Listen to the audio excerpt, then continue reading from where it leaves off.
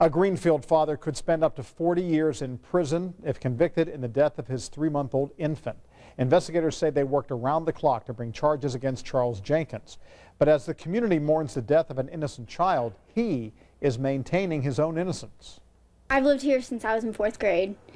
Nothing like this has ever happened. Neighbors are in shock over the death of a baby in a quiet Greenfield community, a tragedy police say that was no accident. An autopsy was conducted by the Marion County Coroner's Office and showed the injuries and the death of this baby to be a result of a homicide.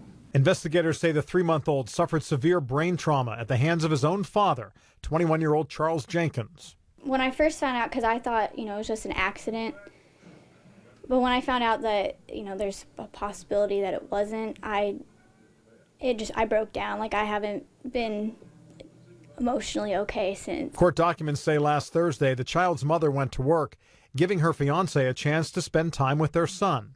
Just hours later, Jenkins called 911. The infant is heard gasping for air, struggling to breathe, after Jenkins says he tripped over the dog and dropped the baby on the couch.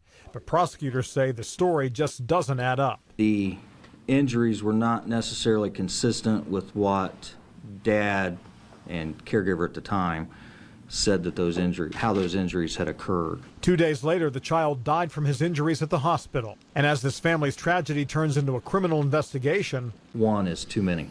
One is preventable. A 16-year-old neighbor struggles to understand how this can happen. I'm still young and they're not going to get to grow up and stuff, so it hit me really hard. To a young mother living right next door.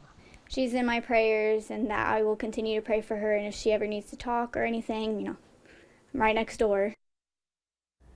Investigators say the infant was living in, quote, deplorable conditions with insects inside the house.